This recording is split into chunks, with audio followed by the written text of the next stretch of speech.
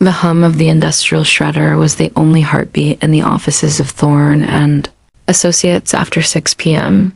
It was a rhythmic, hungry sound Nash wore silence that Elias Thorne found comforting. To him, it represented the disposal of the unnecessary. And in Elias's world, nothing was more unnecessary than a lack of pedigree. He stood in the doorway of the darkened archives, watching his daughter Claire feed stacks of outdated invoices into the machine. She was dressed in a charcoal sweater that looked 3 sizes too large and sensible, scuffed flats. To any casual observer, she was the office ghost, the pity hire, the daughter who couldn't cut it in the real world and had crawled back to the family patriarch for a paycheck. "Don't forget the blue folders in the corner, Claire," Elias said, his voice dripping with a practiced, performative exhaustion. "And try not to jam the machine this time. I know technical details aren't your forte." Claire didn't look up. She didn't offer a witty retort or a defensive plea. She simply nodded, her hand steady as she slid another stack of paper into the blades. "Of course, Father. I'll make sure it's done." Elias sighed, a sound loud enough to ensure she heard his disappointment, and checked his Rolex. He had a dinner at the club with a Vanguard group. He needed to look sharp, look successful, and most importantly, look like a man whose legacy was untarnished. As he turned to leave, he threw one last barb over his shoulder. "It's a shame, really. If you'd stayed in that business program at Columbia, you might have been sitting in the boardroom with me tonight instead of feeding the trash. But I suppose some people are just born to be the help." The heavy oak door clicked shut behind him. The moment the lock engaged, the rhythm of the room changed. Claire's shoulders didn't slump. They squared. She didn't sigh. She exhaled a breath she'd been holding for 3 hours, a breath that tasted like iron impatience. She reached into the pocket of her oversized sweater and pulled out a slim, encrypted smartphone. She wasn't just shredding paper. She was auditing the evidence of a dying empire. The architect of a lie, for 5 years, Elias Thorne had crafted a narrative. In the hallowed, leather-scented halls of the city's elite, he told anyone who would listen that Claire was a cautionary tale. He spoke of her failed boutique, the gilded thread, as if it were a flight of fancy that had burned through her inheritance. He painted her as a girl who preferred playing shop to understanding the brutal mechanics of global finance. He even went so far as to call her former suppliers, apologizing for her lack of business acumen and warning them that the Thorne family would no longer be responsible for her debts. He thought he was protecting his name. He didn't realize he was clearing the path for her to disappear. The truth was a masterpiece of corporate camouflage. Claire hadn't lost the gilded thread. She had transformed it. Within 18 months of its opening, the boutique had become a high-end data mining hub disguised as a luxury retail consultancy. When she sold it for $42 million to a Swiss conglomerate, she didn't buy a Ferrari or a penthouse. She bought a team. She hired 3 of the most aggressive forensic accountants in the tri-state area and a legal team that specialized in hostile stabilization. She moved into a modest apartment, not because she had to, but because it made her invisible. And then she waited. She knew her father. She knew his vanity was his greatest blind spot. Elias Thorne lived for the appearance of wealth. He kept the firm's headquarters in a prestigious zip code even when the margins began to thin. He maintained a staff of 30 when the workload only supported 10. He leveraged the firm's assets to buy a summer home in the Hamptons that stayed shuttered 10 months out of the year. By the time Claire humbly asked for a job as his filing clerk, Elias was drowning. He just didn't know it yet because he refused to look at his own ledgers.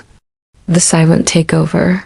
"Status update," Claire whispered into her headset as she moved from the shredder to the main server rack in the corner of the archive room. "Good evening, boss," came the voice of Marcus, her lead analyst. "We've successfully acquired the final 12% of the Thorne and Associates debt from the secondary market. You now hold 88% of his total liabilities." Technically, you own the chair he's sitting in, the air he's breathing, and the very ground the building stands on. And the mortgage on the house? Alethea Holdings, your shell closed on the deed this morning. He's officially a tenant in his own home. He's about 3 weeks away from a total liquidity collapse, though he is still trying to bridge the gap with a high-interest loan from a predatory lender in Jersey. Claire pulled a flash drive from the server. Cancel that loan. Buy the lender if you have to. I want him to have nowhere left to turn but the saviors coming to his birthday gala. Understood. But Claire.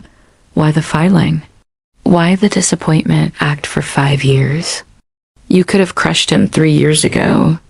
Claire looked at a framed photo on the wall, an old picture of her mother, who had died a decade ago, exhausted from years of Elias's emotional erosion and his constant corrections of her character.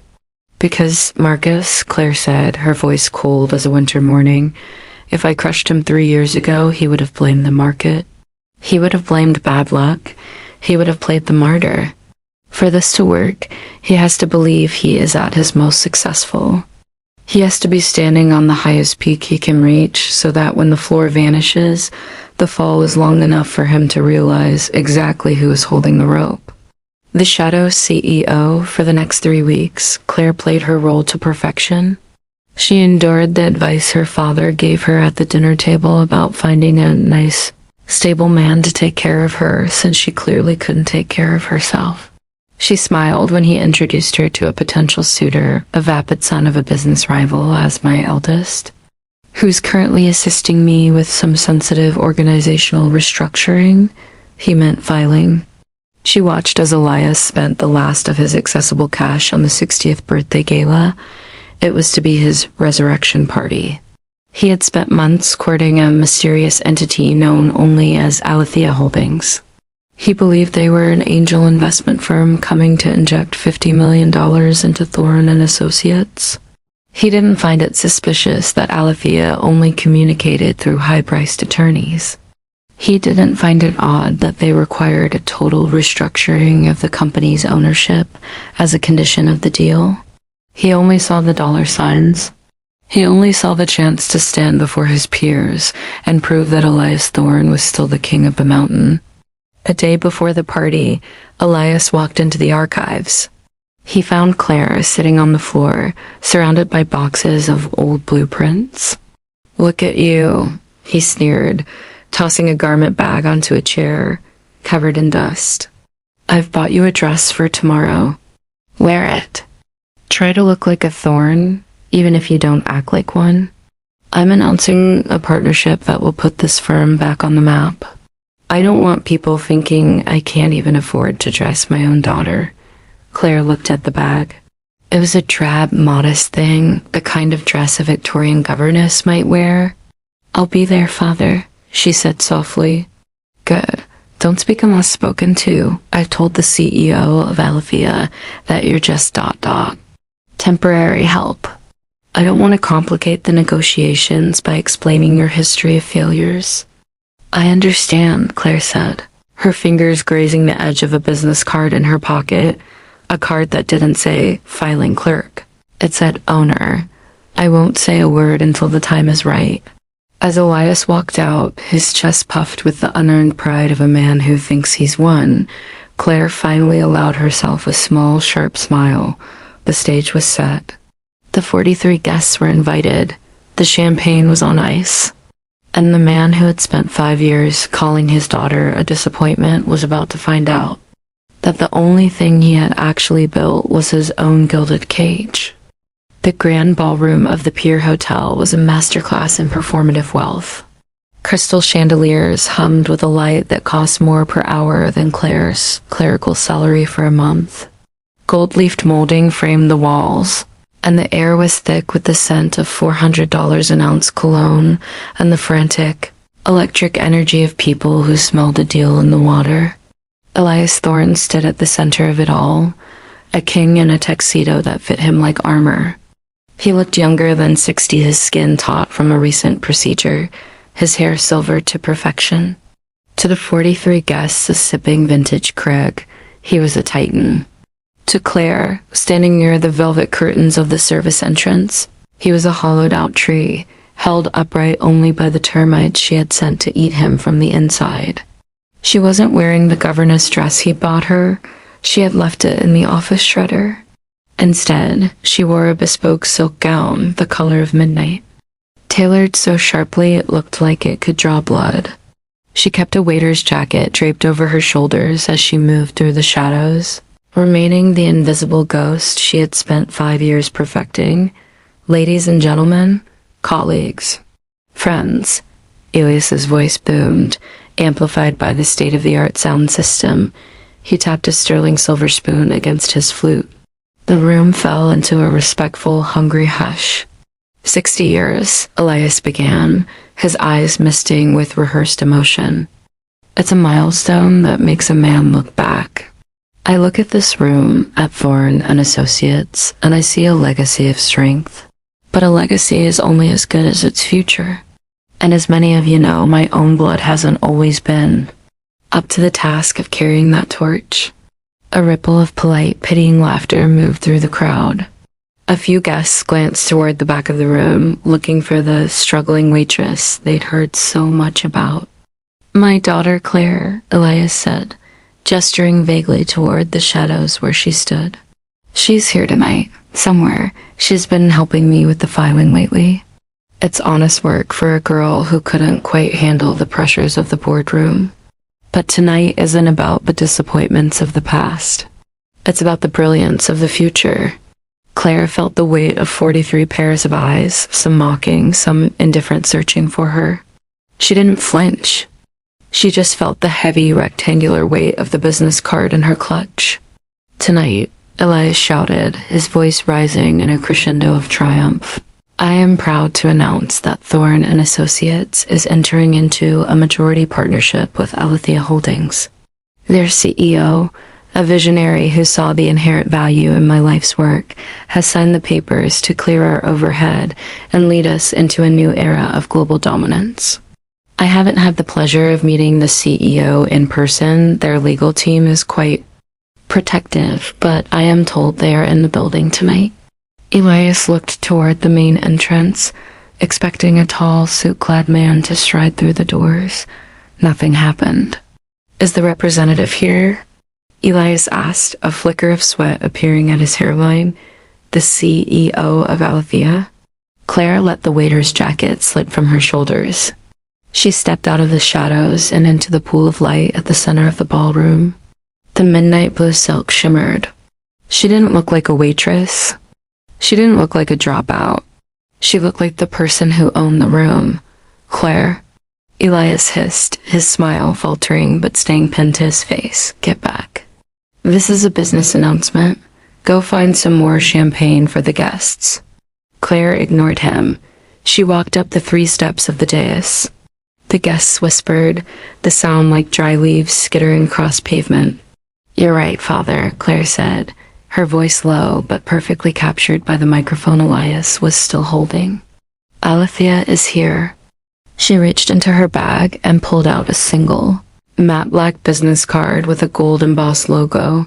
A blindfolded woman holding a torch. She handed it to him. Elias took it, his hand trembling slightly. He read the front, then he flipped it over. On the back, in Claire's unmistakable, sharp handwriting, were 3 words. Debt fully acquired. What is this? Elias stammered. This is a joke. Alethea is a multi-billion-dollar firm. You're a clerk. You're a failure. I told everyone. I told the banks. I called your old partners and told them you were a liability. I know you did, Claire said. Her voice was calm, devoid of the anger he expected. That was what terrified him most, the lack of heat. You spent 5 years trying to bury my reputation because you couldn't handle the fact that my boutique made more profit in 18 months than your firm made in a decade.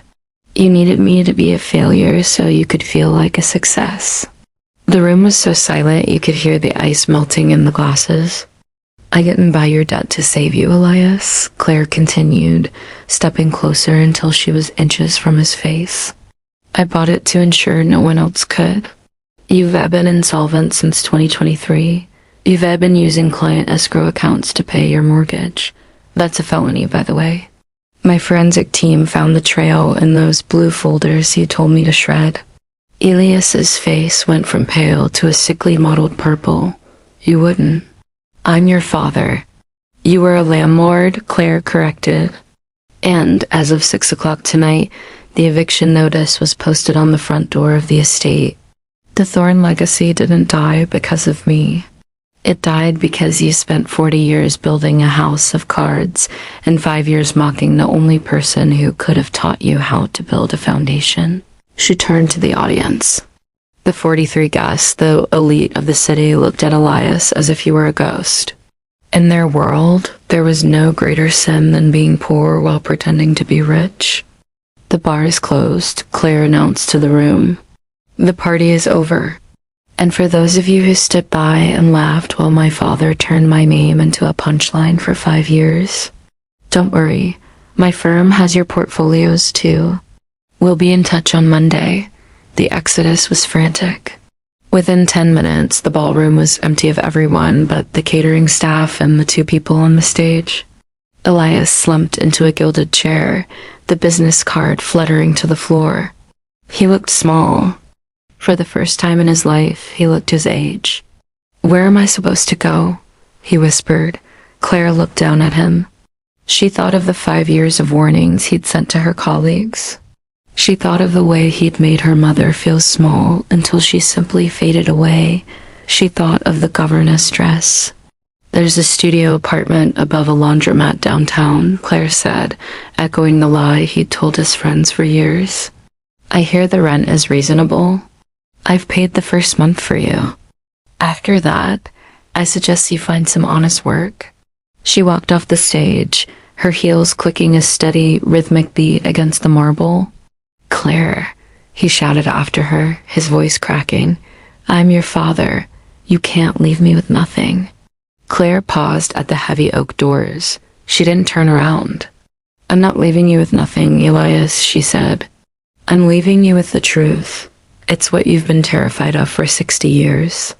Enjoy the introduction. She stepped out into the cool night air where a black car was waiting. As she slid into the back seat, Marcus was already on the laptop. The liquidations are complete, Claire. The Thorne name is officially off the building. Good, Claire said, looking out the window at the city lights.